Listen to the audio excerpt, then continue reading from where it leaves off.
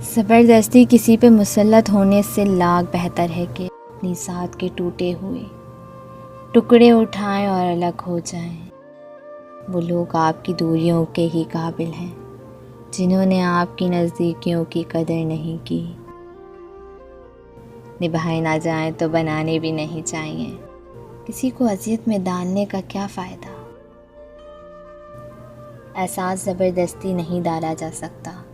اگر یہ ممکن ہوتا تو اس دنیا میں کوئی مسئلہ نہیں ہوتا۔ لوگ چاہے کتنا بھی برا چاہ لیں، ہوتا وہی ہے جو اللہ چاہتا ہے۔ دوسروں کی زندگی آسان کریں اور اپنی آخرت۔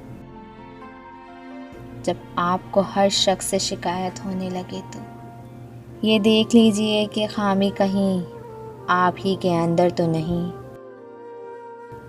گھر چھوٹا ہو یا بڑا، مٹھاس نہ ہو تو انسان تو کیا چونٹیاں بھی نہیں آتی۔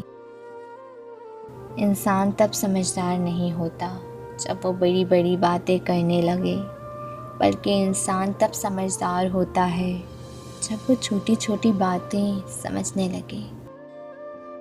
جب لوگ راستے الگ کرنے کا فیصلہ کر لیتے ہیں تو سب سے پہلے وہ رابطے کم کر لیتے ہیں۔ مجھے اپنے ماضی کا دکھ نہیں ہے، دکھ تو صرف اس بات کا ہے کہ غلط لوگوں میں بہت وقت ضائع کیا۔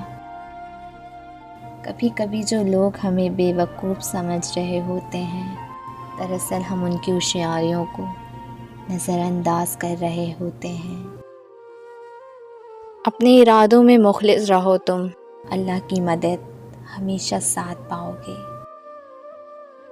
قبر کی تنہائی سے پہلے بھی قدرت ہمیں کئی بار تنہا کرتی ہے تاکہ ہم خالق سے تنہائی کی مضبوطی سمجھیں۔